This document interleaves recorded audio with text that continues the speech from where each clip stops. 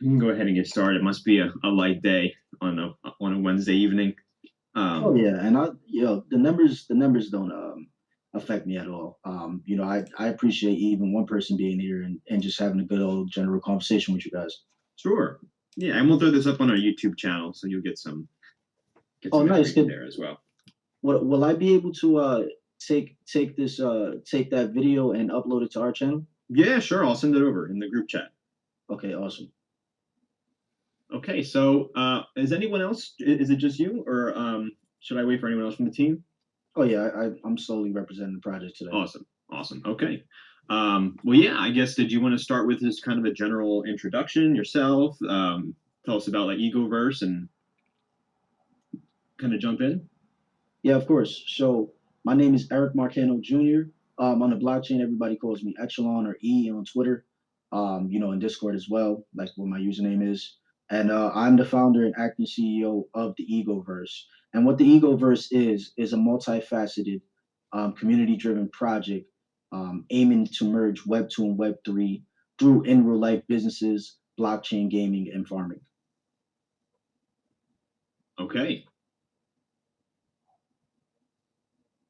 I love that. So kind of just going through, I guess we can just kind of roll through um, because like going through your white paper, there's like a lot of stuff you guys got going on, a lot of different, like you said, multifaceted.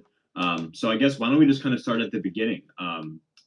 Tell us about like the different, like the Prey token and the different, like the NFTs that you guys are offering and whatnot. Wonderful.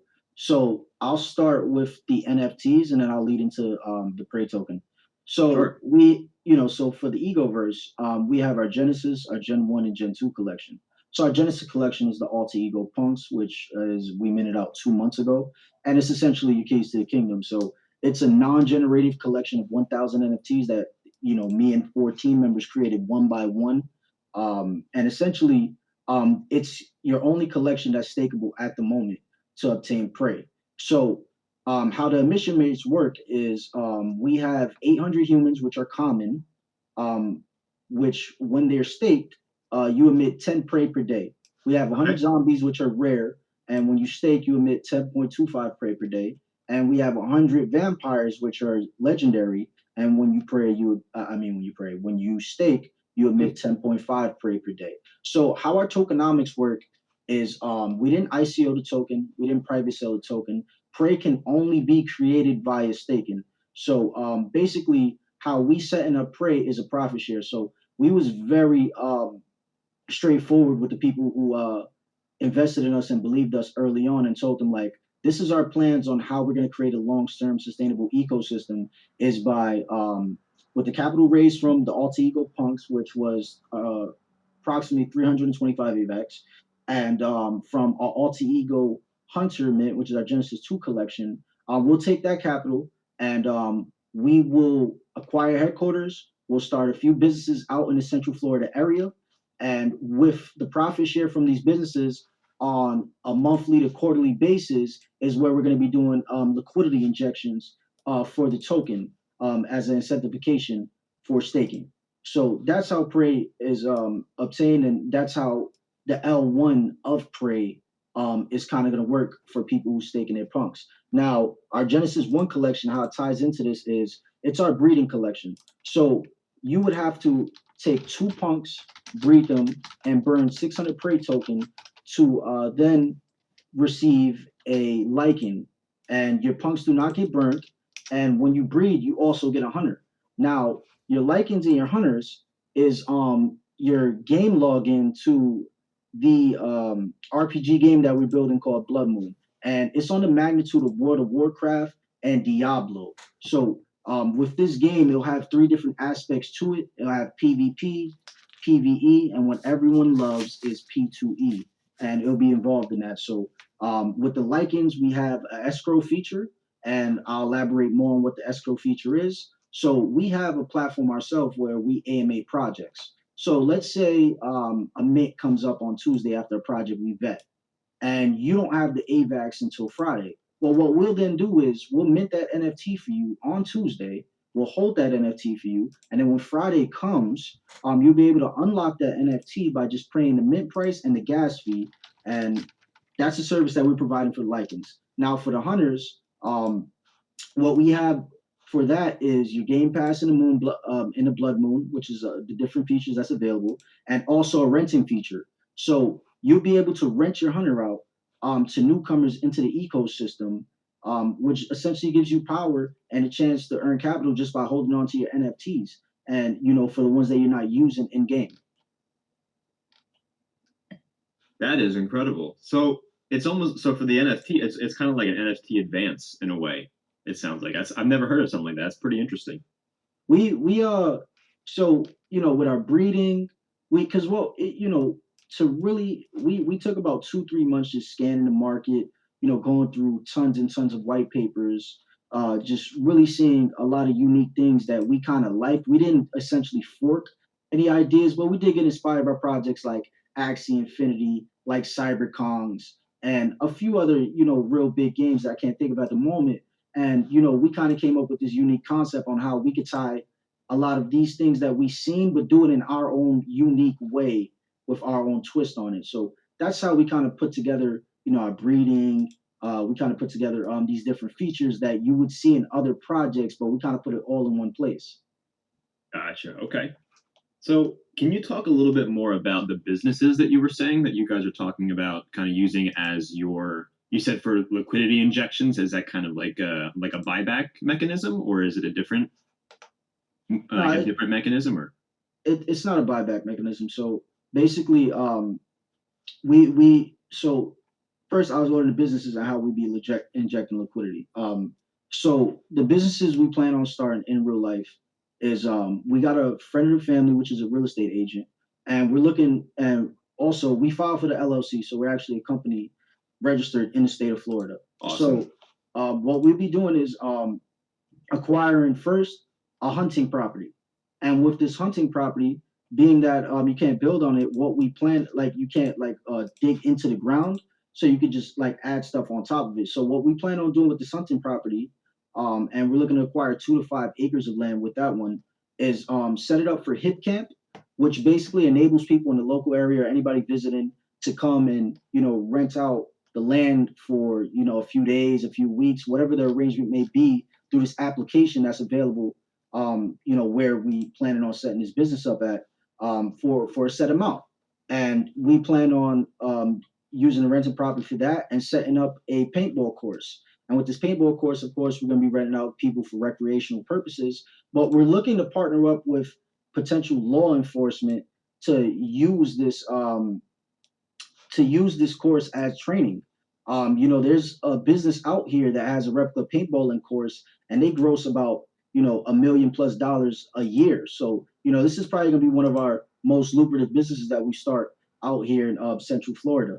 What else we want to do that's going to tie into the digital side of things is open up a game studio. And with this game studio, and being that we want to open it up in Central Florida, our ideas is to rent out an office space, pay 12 months in advance for the rent, so we don't have to worry about that. Buy all the equipment, and potentially onboard a lot of Web 2 developers that's being laid off from these conglomerate companies, and onboard them into the EgoVerse studios to build blockchain games. Because we don't plan on stop developing. We actually want to dish out a multitude of games on the chain. So that's how our project will stay tied in, on the digital side of things. And that's our idea of how we're going to get more game developers onboarded and more gamers into the ecosystem through our game studios. So that is another business that we plan on starting. And we also plan on acquiring a pre-built home out here that we're going to use for our headquarters, where we're going to be using it for Airbnb purposes, for event purposes, hosting, and also where we can set up our mini farm in the back. The farm is not going to be our money generator, but it is our means to educate people on how they can be more self-sustainable. And how we're going to be doing that is uploading content through our YouTube channel, and also organizing food drives for the less fortunate in the area. So these are the ways that we plan on acquiring capital and making our project more sustainable and doing liquidity injections. So we will come to the community, show them receipts of what the business grossed, what the business acquired for that month after upkeep, and paying the team for their hard work. We'll show them like X amount, and we'll then convert fiat into crypto, and essentially essentially inject liquidity for people to take their profit share for that month, on X amount of people that's staking. That's incredible. I really like that you guys are, like you're going really hard on the, like creating actual businesses and providing actual revenue. That's kind of, a similar mindset that we have here at Lava. How large is your team? It sounds like you guys have a lot of, like there's a ton planned. So I'm just curious, like how far have you guys built out the team so far? We currently have 20 members, and we have two more team members that's on probation period right now. But if you want to count them, 22.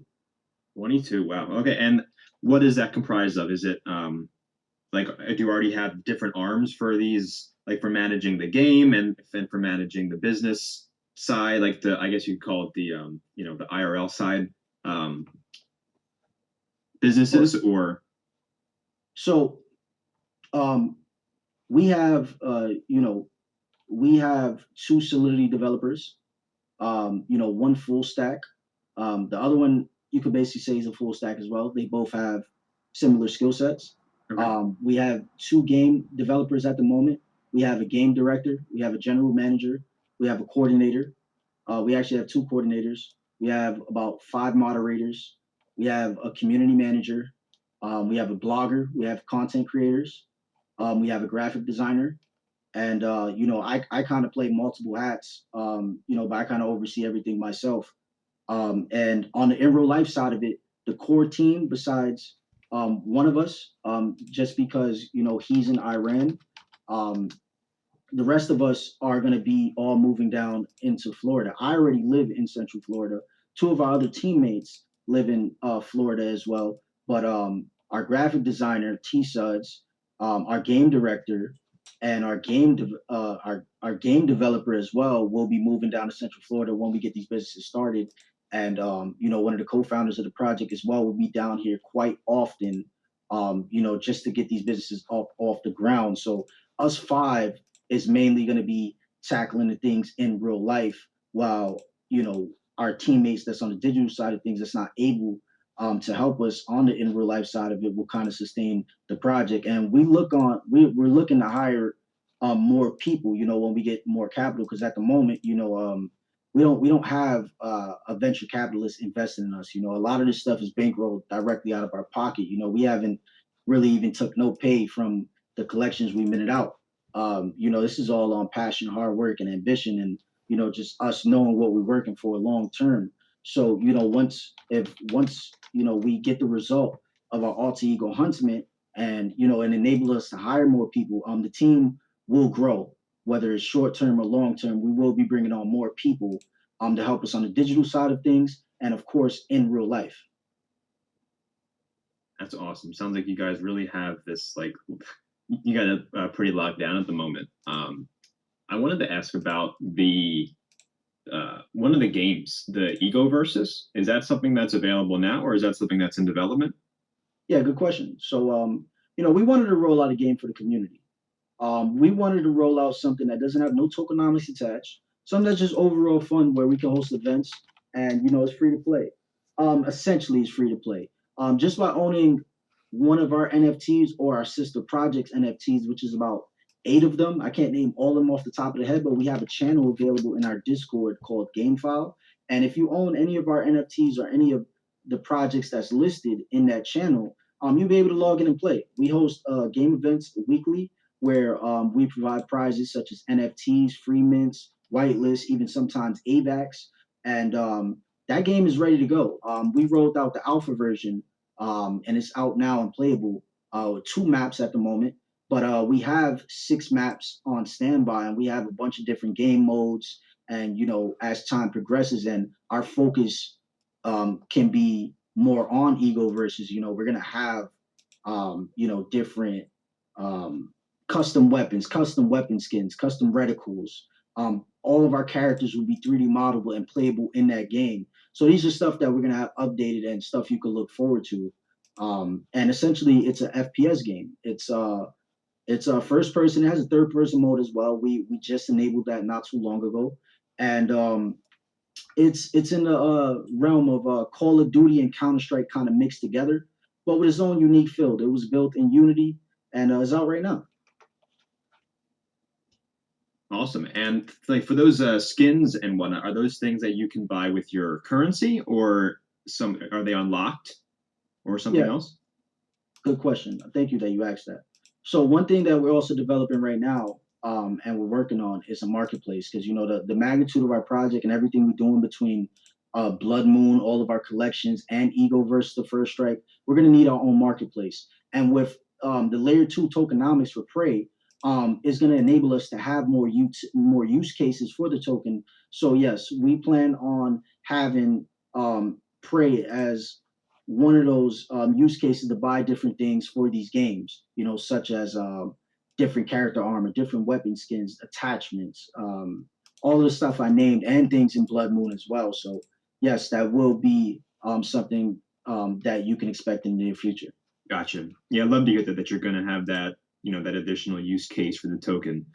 Um, so if I'm a new person coming in, what would be the first thing? Like, is it to buy one of the NFTs? Like, how do I get involved? How do I get started? Ask that question one more time. Yeah. So if I'm a new person that's coming in and looking to get involved, what's the first step for me? I can't give financial advice, but I will suggest getting the alter ego punks because it's your keys to the kingdom. Essentially, the alter ego hunters will be airdropped in a 1-to-1 ratio for every punk you own. Your punk gives you access to the ecosystem as soon as you gain it. It gives you access to the game. It gives you access to staking when it goes live in a few days. It gives you well you would need two punks for breeding, but if you got one, you get access to the airdrops, to the staking, and to the profit share that's coming on to the future. So I would suggest a punk, but any one of our collections has their own unique utility that ties into the ecosystem. All of our collections have access to the game, but all of them have different utility as well. That's one thing that we like providing for the collections is making them all unique in its own right. Okay. Thank you. So it looks like we got some questions coming in. Did you want to go like was there more that you wanted to kind of roll through, or I can kind of go through some of these questions that people are starting Oh, to I'm come in following. with? Yeah, I'm following your lead, bro. I'm Cool. here as a guest. So first question was from Chris: is the launch for the game in September? I think this is the one for that has the vampires and whatnot. Um, and also, what other games are actively under your umbrella? Good question. So I wanted to elaborate on that as well. There's 5 characters available in the Alter Ego Hunters collection. So I just wanted to say that. So by September, we're looking to have the PvP portion available around launch time. And the magnitude of the type of game we're building, it is going to take us time. I'm going to be solely honest with you guys. This is a long-term project, and this is an investment. This isn't like a Degen style type of project that we're building here. We're building something that's going to be here 5, 10 years down the line. That's how we're looking, and even more further on towards that. So the PvP version, we're looking to have it at least available by around launch time. And the rest of the game modes like P2E and PvE, we will have it available in the near future and the future. But right now, we're writing out the lore. We're building the game as we're writing out the lore, like adding on things as we write it out, and we're kind of structuring the tokenomics. But the thing is, with blockchain games, you have to build the gameplay out first Yes. before you structure tokenomics, because if not, you're shooting yourself in the foot and limiting your gameplay towards tokenomics, and it's just moving backwards. Yeah. So by in September, we're aiming to have the PvP portion available. But I always say this to people. We aren't one of those projects that it's your DJing your quick crash grab, or something that's just coming and going. We're actually here for the long haul, and what we're doing is a big responsibility, and it's a big game. We're essentially building something like World of Warcraft and Diablo. I mean, it took those guys a long time just because before there wasn't as much game engines available as there is now. A lot of stuff and what we're using to build it is activism is built into the code. So it's essentially easier for us to build it out, but all in all, we still have to, we with the resources we got and the team we got, like we're working with what we got. It's essentially like six of us right now really tackling out from the lore, building out the game to the placements to writing the tokenomics. So it's a big task to handle, and it is something that's going to take us some time to fully develop and have it all available. Sure. So the full team, the full game dev team, is all going to be in house then. Yeah, everything is in house. We don't like outsourcing at all. That's one thing I wanted to bring up too. The team took initiative to learn. We're learning coding ourselves. We're learning game development ourselves, just so we can help out. Our game developers and our Solidity devs.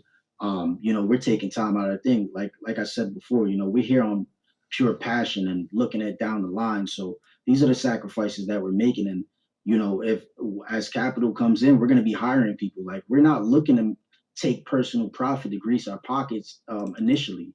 Like we're cool with taking money down the line. We want to build something. We want to build something efficient, and we want to build something that's people proud of and a project that's people proud of. So that's our main focus. How could it be beneficial to everybody all across the board and not just the team. So um, yeah, man, that's kind of the status. If I'm being totally transparent. Yeah, I'd love Here. to hear that. Thank you. So JC42 asked, it sounds like you have many business ideas which are going to cost a hefty chunk. Do you have any that are priority to build out first? Yes. So, we have it proportionated for, if we get 1,000 mints, if we get 2,000 mints, 3,000 mints, we kind of have it ready for what's first and what's last. And the number one is the game studio. Honestly, just because we promised you guys a game and we want to build it. So that would be kind of number one on our bucket list to kind of execute first, just so we can get that up and running and have this game really built out and playable. So that's number one. And I would say the paintball course because that's essentially going to be the biggest revenue generator for the project out of all the other businesses that we plan on starting. So that would be one and number two. Nice. Vars asked if there is a legal advisor on payroll as well. He said that property law can be tricky to deal with, just to make sure that you're not stepping onto security territory. I guess like viewing the business as a security. I love that he brought that up because when we was our original plan was to build a shipping container headquarters. One of our Oh, teammates is a welder, and he has a bunch of welders that's friends that because his father owned the company, so he has access to a lot of welders that would have done it for an exceptionally cheaper rate than if we was to hire a company to come help us build this. Now, what happened was is that the counties that we wanted to build this in it was a lot of regulation. It was a lot of stuff that they told us we couldn't do. And our real estate agent straight up came out and told us like, what you want to do is kind of it's kind of hard. It's damn near impossible in the counties that you want to do it in, and what you want to do with it. So we kind of adjusted what we kind of adjusted and adapted our plan. So it went from us wanting to build a shipping container home to buying a pre-built home, and the advisors we're working with right now is LegalZoom. LegalZoom, we pay for a package bundle with them where they're gonna advise us through the entire way, how, from structuring the LLC to when it's time to pay taxes. They're gonna help us through the whole way. oh, awesome. So I have a question from Tiberius, kind of in a similar vein as the other one. He said, given that the company will be a fully registered LLC, are there any concerns about how the local tax laws will affect your protocol's income and your revenue share projections? So we had a discussion with LegalZoom, and before we even filed the LLC, we made sure what we want to do isn't going against any laws, and it is actually possible, and it is possible what we want to do. And we have an advisor essentially, working with us. So when it's time for us to, pay taxes, like I just stated, And when it's time for us to, report company income and, actually, report capital that's being earned from, an NFT project, that's where our advisor will come into play and really hold our hand through that whole entire process. Nice, nice. So Hypervenom asked, how are you going to sustain revenue output if thousands of people join the project? Because it sounds like that there would be a lot spent on the game using the investors' capital. So how do you plan to kick money back into the project without getting more users? So basically, one thing, one thing we plan on doing is, there's 1,000 alter ego punks, and L1 Prey is essentially where the liquidity injection is going to be. So it's essentially capped to a certain amount of people, and it's only 1,000. So our plan is, when we start these businesses, after we get them started, and this is one thing I want to mention about these businesses as well. Um, Setting up a paintball course doesn't cost that much money, doesn't take that much time. Setting up hip camp doesn't cost that much money, doesn't take that much time. It's maintaining them that takes the time out of it. But starting these things up isn't really expensive. The expense comes into play is buying the land and paying the 12 months rent up front and acquiring the headquarters. That's the biggest expense there.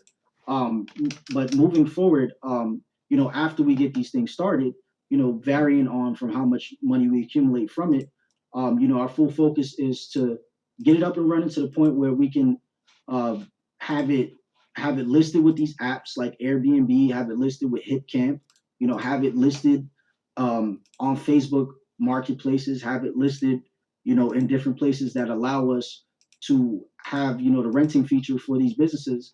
Um, and as we get listings and market it in real life, like putting out flyers, going in Facebook groups, marketing it on Web2 platforms, we'll kind of have to keep track of how much money is incoming into it. And and with that money, we're going to be reinvesting into marketing using Web2 based marketing tactics. Because essentially we're doing Web2 businesses, so we're going to have to use Web2 based platforms, Yeah, outside of Web3. right. Awesome. So this kind of brought up a question for in my head. So after the initial, like the hunters and the lichens have kind of been, I guess, bred and deployed, um, is there going to be a marketplace to trade those, or like how would like a new person that wants to join into the whole ecosystem get involved? Would they have to buy secondary? So, if we don't, so with the lichens, it's a breeding collection. So unless someone who owns a lichen relist them on secondary marketplaces, then that's the only way they can obtain a lichen. And that collection is going to be a slow min out just because you have to have two punks and you have to burn 600 prey, and the emission rates, unless you own a lot of punks, it's like from 10 to 10.5 AVAX varying between the type of tier you have. Gotcha. So, the only way you'll be able to get lichens on secondary markets such as Kalau, Campfire, NF Trade, Joe Pegs, and Tofu NFT, things of that nature, if someone who owns one listed. Now, for the hunters, if it doesn't min out, of course, you can min it directly from the DApp that we're deploying, or you can min it from secondary market if someone listed. So this is the ways you'll be able to attain it. Like I said, we're in the we're right now building the marketplace. We're in the very beginning places. So this is something that will be instituted into our website at some point. But right now it's still early stages, so we'll be using the secondary market until we have our marketplace built out. Okay, gotcha. Can you go through like a little bit of the tokenomics again? I feel like we kind of glossed over that pretty quick because I'm seeing some other stuff about like there's like a tavern and different kind of sustainability and burn mechanisms with the token. Could Good you go question. through that a little bit? Yeah, good question. So basically, what the tavern is our burn mechanism and booster. So how it works is basically we created a scene, and I haven't seen this on Avalanche or any project, period. So what we did was we created an entire scene that's gamified, meaning you can move around with a character, with one of our characters when we have them 3D modeled, into a scene, and you basically get to talk to a bartender that's there. And what you'll be able to do is go through three different phases. One, which is getting the meat, which is just it's like a think of it like an in-game currency, but it's just in the scene. So you'll be able to get meat. You'll take that meat, and you have to burn prey to get that meat. And after you get the meat, you'll take the meat to the back, and you will throw it to the wolves, which will be in the scene, and that will be another burn mechanism for prey. It's 10 prey for each one of these things. So it's 10 prey to get the meat, it's 10 prey to distract the wolves, and then you go up to the bartender and basically, you go in for a mission booster, or you go in for a mission deductor, and it has a duration on it, like 5 days. So for 5 days, you basically will get a prey booster. You'll get a 2.5 prey booster for 5 days. And after those days expire, of course, your prey will go back to a normal emission rate. Or, if you don't get the booster, because it's based off percentages, you'll get a prey deduction for a 5 day duration, a 3 to 5 day duration. Okay. So it's just a burn mechanism, but essentially we gamified a burn mechanism and to have an immersed feeling. And this is something that's going to be implemented in our website. Yeah, I like that a lot. That's really cool. Thank you. So kind of going back to the business side, just a question from JC42. He asked if you can give some specifics on the location of the paintball park. Yes. So there's three places. I live in Sanford, Florida, personally. So okay. That's where I fly in when I go to Daytona. I fly out of Sanford, Orlando. Oh, nice. Daytona is right there, and it's beautiful. Yeah. Okay. Yeah. So we're looking to acquire it mostly in Orange County or Seminole County. Volusia County is an option, but when it's time to actually acquire this hunting property, our real estate agent, he's on standby. He's looking for listings constantly, and he's just waiting for us at this point in time. So we're looking to have it precisely in Orange County or Seminole County, just because it's closer, to Universal Studios and where we want to have it. Okay, that's probably going to be a pretty good location, having it right, by Universal and whatnot. It's a good idea. Yeah, and that's the same. Like all in Orange County and Seminole County is specifically where we want to set all of this stuff up at.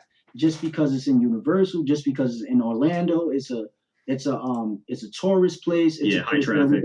High traffic. We can onboard people. So this is our goal to have it out there. Because originally, like I was saying, with our real estate agent, him being transparent with us, telling us what we wanted to do, he was like, "Yo, if you want to do this, you can do this in a more rural area." And we're like, "Nah, that's not what we want. We want it to actually be a place where there's a lot of traffic around." Sure. Oh yeah, you need that. So are you? I mean, you said your name right at the start, but are you the only Docs member, or are there other team members that are Docs? Oh, the whole entire core team is fully doxed. Nice. We're fully doxed.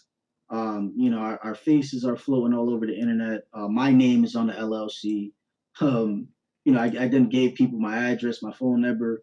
Essentially, I'm in a place where I have no choice but to live up to my options. I don't want to go to jail. The team doesn't want to go to jail. We're all on document with this.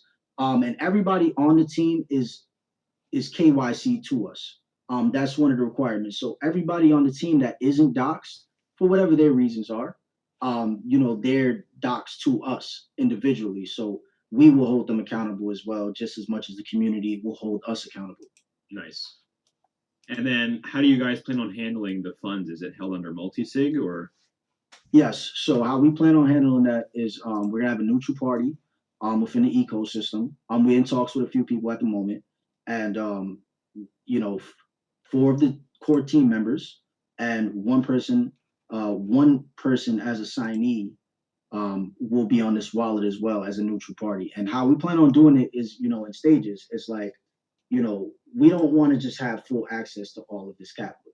So what we want to do is when it's time to execute something, let's get, for example, when it's time to take X amount of capital that's needed to pay the game studio down for 12 months and pay for all the equipment, we will open the multi-sig just for that amount of capital to exit. And once we execute that, and when it's time to execute the next, is when we'll touch the capital again. But we're Right. not. We're going to be touching the capital in portions. And the last thing that's going to be happening is team pay.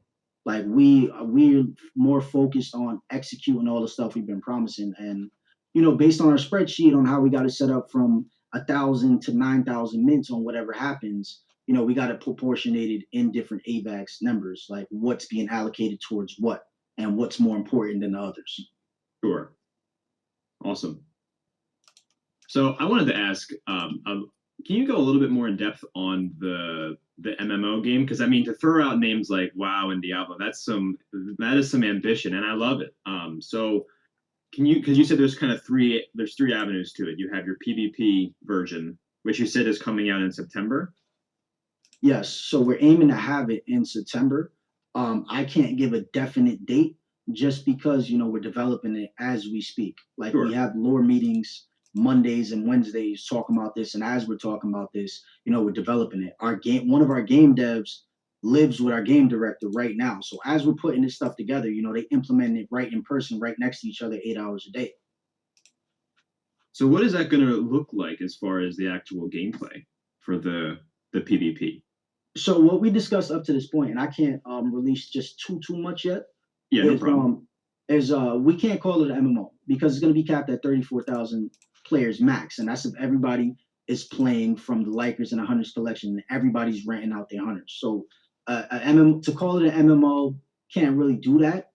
So I was calling that for a while, but we're not going to have more than 35,000 members on a server if that's that many people ever playing at once.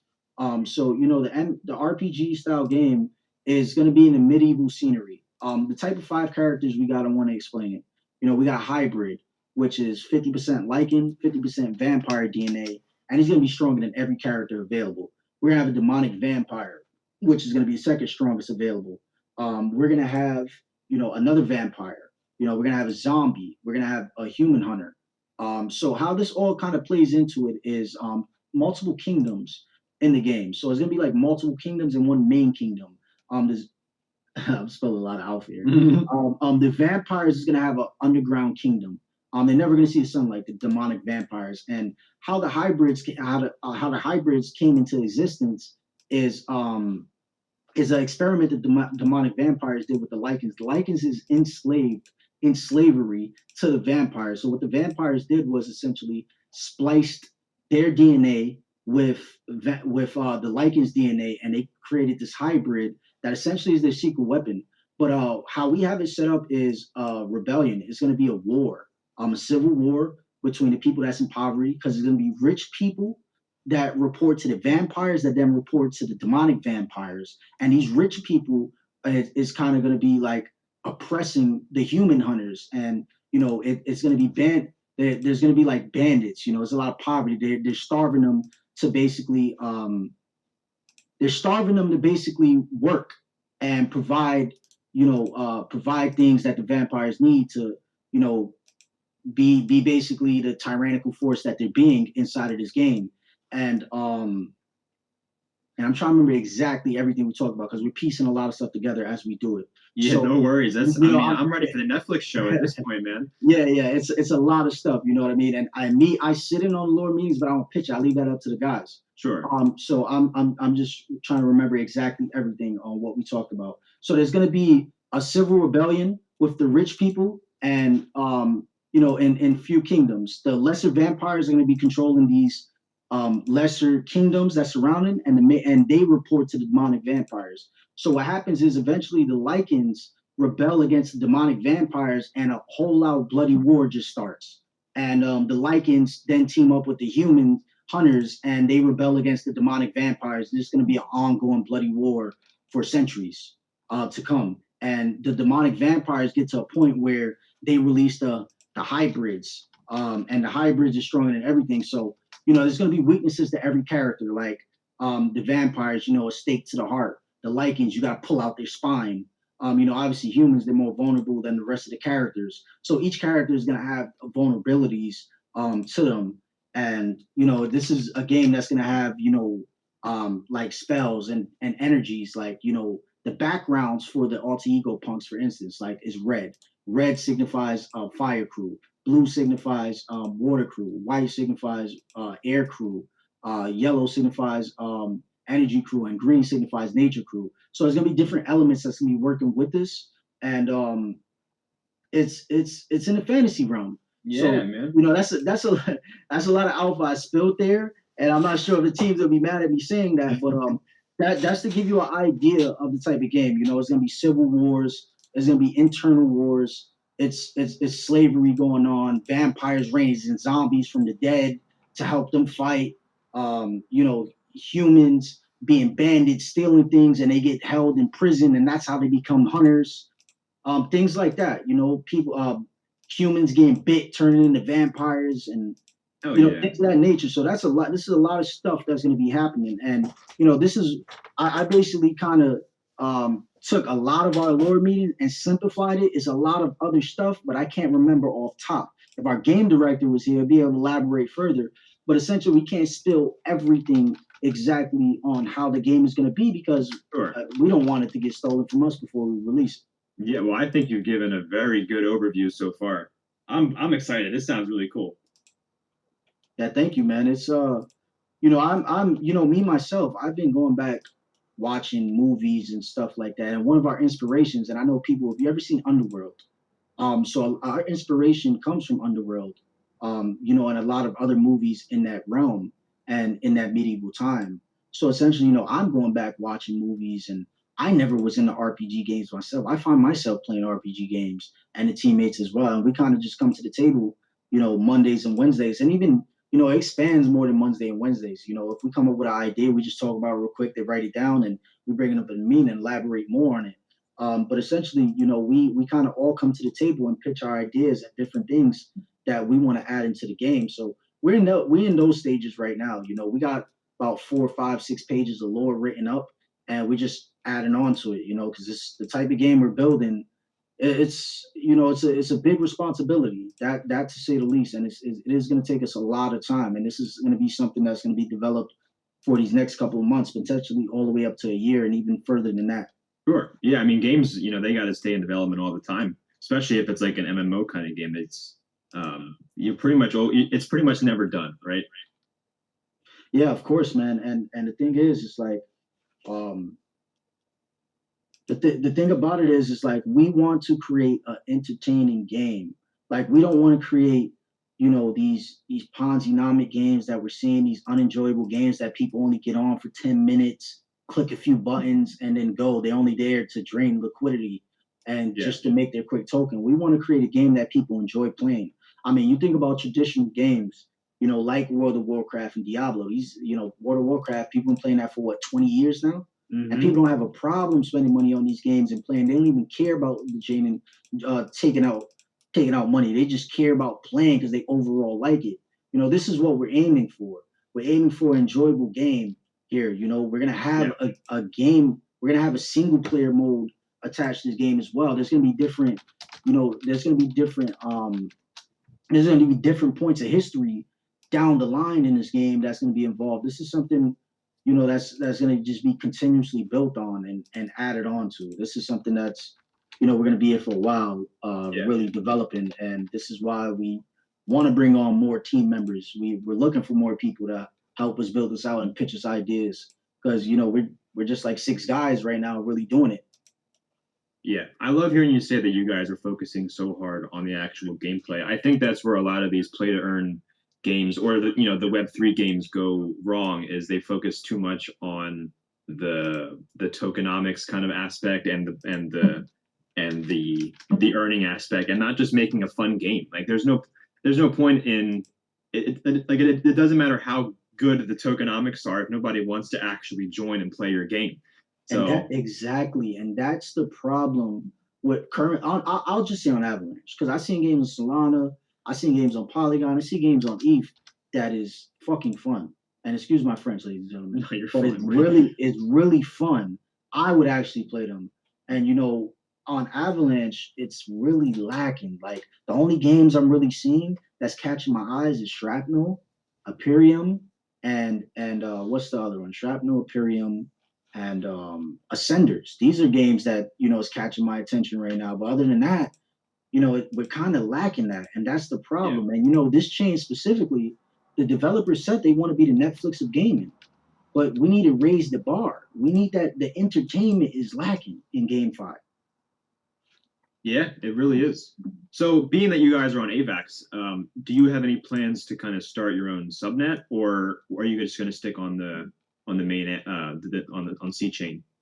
It is something we discussed, but Okay. it is an expensive penny. Yeah, And yeah, the thing is about that, initially, we're very realistic. And I beat myself up about this every day. This is something that I lose sleep over. Like, how in the world are we going to convert Web2 gamers to play this game that enjoy MMORPGs? How in the world are we going to have 34,000 people playing this? This is something that I lose sleep over. And this is something I always discuss with the team, and I stress it. Like, we potentially have what, maybe a few thousand people in Avalanche that play games, maybe even less than that, maybe a few hundred. So we're going to be really trying to tackle Web2 gamers and bring them into the ecosystem in our game, through the EgoVerse. So realistically, initially, we're not going to need a subnet, just because we don't see, you know, 34,000 people playing the game. We don't see a tons of transactions going on initially when we roll out, the PvP, P2E, and PvE version of it. We're gonna do our part. We're gonna market. We're gonna go reach these places. We're in other, we're gonna touch Web2 platforms, and we're gonna reach out to these gamers. When we're gonna host events and things of that nature. But essentially, we're not going to have 34,000 people playing at one time. So a subnet is not going to be needed initially. It's in sure. our plans in the future. And how we're going to pay for that in the future is not rolling out another collection. It's from the business revenue. A lot of stuff is going to be coming from the business revenue. Our plans was to have different streams of revenue coming in. So one, we could keep the ecosystem more sustainable. Two, we can pay the team. Three, we can do things like purchase a subnet without having to launch another collection, having to rely on our seed investors to invest in us again. Yeah, awesome. So, can you go in depth a little bit more on the play to earn part of the game? Because um, I'm curious where you guys are at with that. Because I know you're focused on gameplay first, but I'm curious how the play to earn mechanism would work. So the reason why I can't really elaborate further on that is because I don't want to throw stuff out there that's not going to stick later on. Gotcha. Like I told you, we're in the stages of writing out the lore, building out the game as we write out the lore. The first thing we're rolling out is the PvP. And then the next thing is going to be obviously the P2E. And, as we develop the P2E and, we have the tokenomic structure, we have the quest structure, because that's the thing as well. Like, we have 5 different characters. Not all of them is initially going to be playable. They're going to be playable in quest, but overall, like on an everyday basis, like we can't have a hybrid just walking around beating everybody's ass in the game. He's the strongest character. We can't have the demonic vampire just walking around beating everybody's ass all day in the game because he's the second strongest character.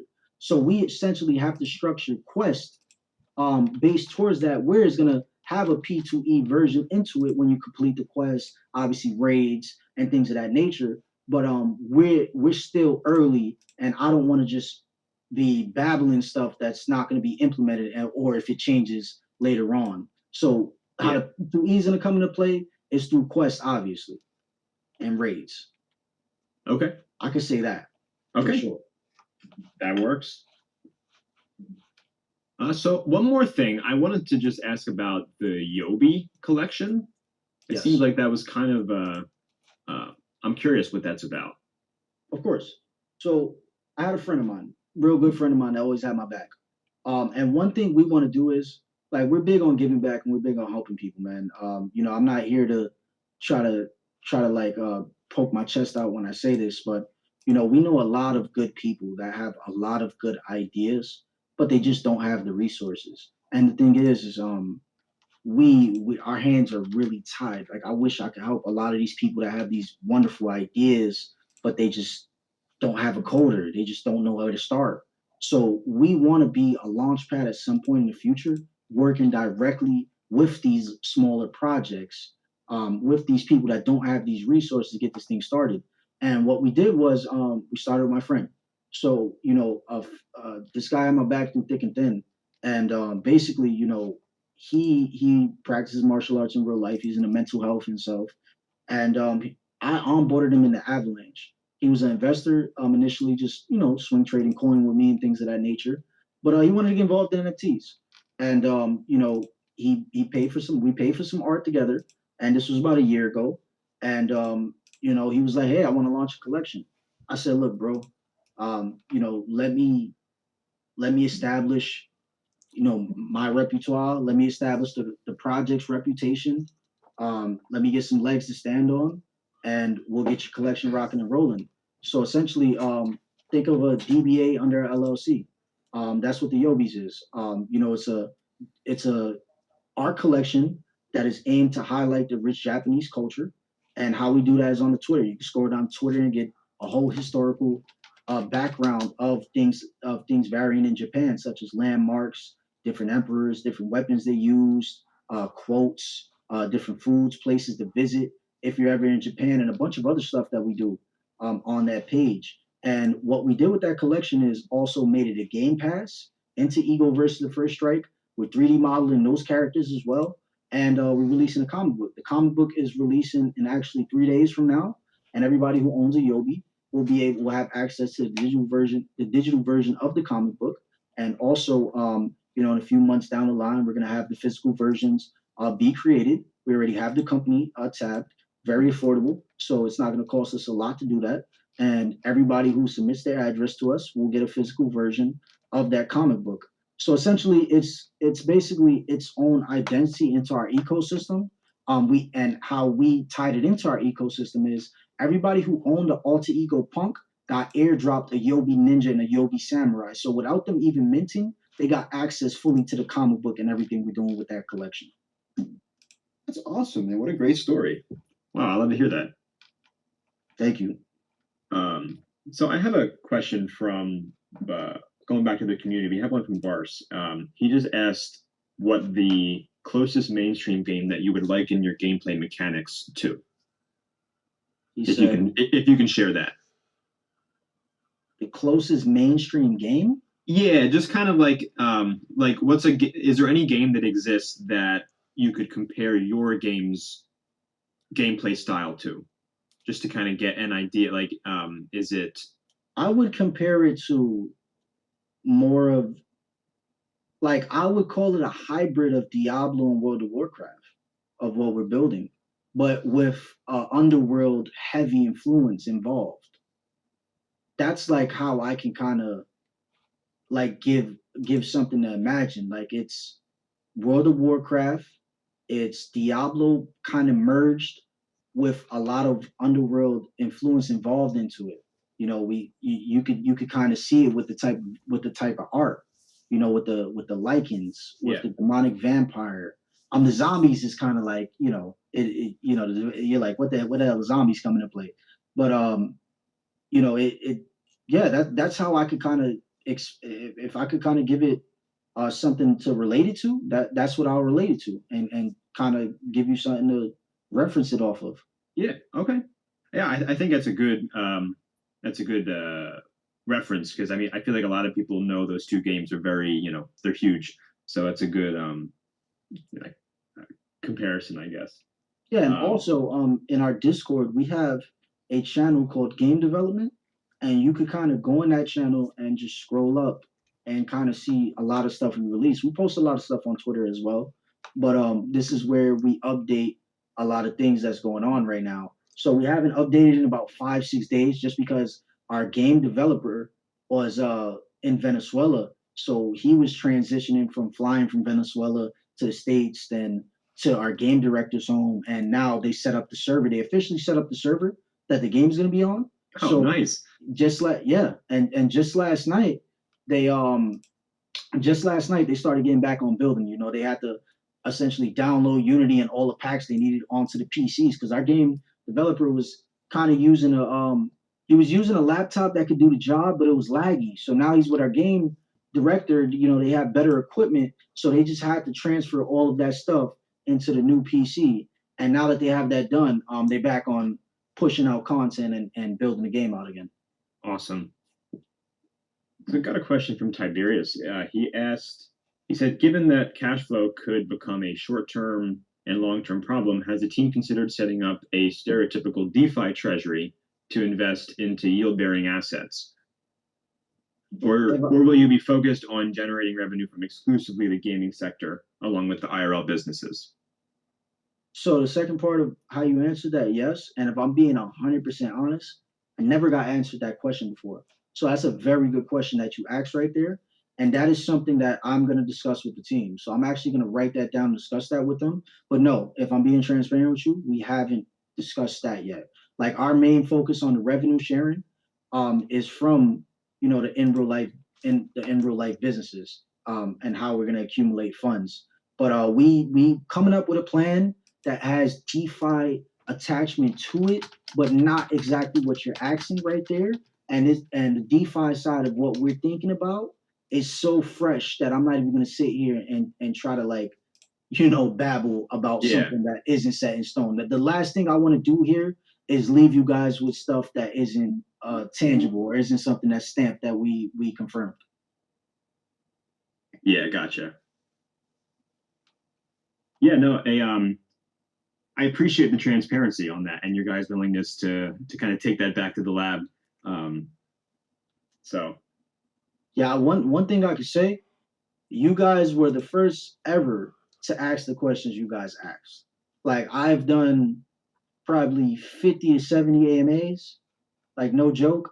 And you know, you guys asked some questions that haven't been asked yet. So, oh, okay. I Well, awesome. salute to you guys for that. For All real. right.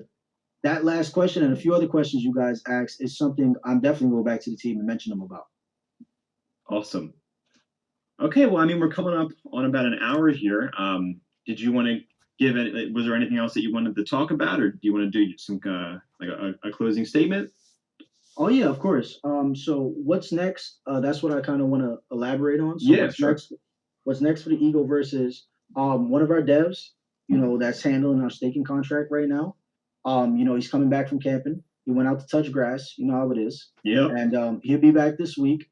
And as soon as he comes back, we have the staking contract ready. It would have been ready 2 weeks ago, but you know what we're perfectionists. So what we did was we mapped out and thought about everything, and we made sure every single feature that's going to be on the main net was on the test net. And you know, one of those features wasn't on it, so we went back and you know tested it for about 4, 5, 6 days again.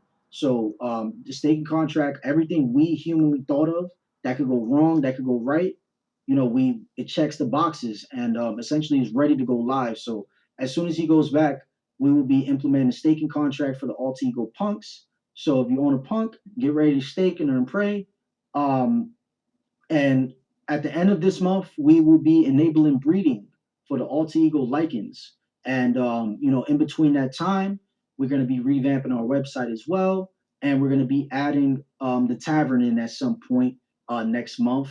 And we're aiming to launch the hunters, you know, the beginning of September. But if we have to postpone it, it will be the latest the second week of September. So that's what's coming up next. And you know, my concluding statement is I really appreciate you guys today taking the time and providing us the platform. You guys didn't have to do this. So, you know, we're humbled and we're grateful for that and for these wonderful questions. Like I said, you know, there's about 2, 3 questions that I got in my notes that I'm gonna take with me and go talk with the team because you guys definitely are, you know, the most. You guys had the best questions in my opinion in all the AMAs we've done, Well, thank you. you know, we would like to return the favor and get you guys on an AMA as well, and we'll talk about that further. Sure. You know, after this AMA. But again, thank you guys. Yeah, man. Thank you for coming on. I appreciate it. Really cool project. I love all the, you guys have a lot of ambition, and I really appreciate the transparency and how down to earth it sounds. So, with that, we will conclude, and I'll be sure to send over that video for you to post on your side as well. Yeah, thank you so much, man. And if anybody in here wants to be whitelisted, feel free to contact us. I don't want to disrespect Lava's Discord, so if they want to post a Discord, if not, you can DM me directly, and I'll send you an invite to the Discord. But Oh yeah, no, we can post it. So we create a channel for every project that comes on. So yeah, we'll post the Discord and any other links that you guys want over in there. Not a okay. problem. And I wanted to add on as well. If the Lava team, or anybody in the audience, if you have questions later on, and you don't think about them right now, you can feel free to come in our Discord, come access, and we're always in the voice chat, 8 to 16 hours a day in the Hangout voice chat in our Discord. You could pop in, come access a question live, or you can pop into our general chat and come access a question live. If you think of something, and you will get answered. Awesome. Sounds good, man. Yeah, thank you so much, man. I look forward to getting you guys on as an AMA. I want to see if we can do it this week for sure, and we can get that scheduled on the EgoVerse Twitter. All right, sounds great. All right, guys, I appreciate y'all. I hope you and your families are well, and I hope you guys have a wonderful day. And again, thank you for having me today. Of course, and thank you for coming on, man. All right, All right, guys, take it easy.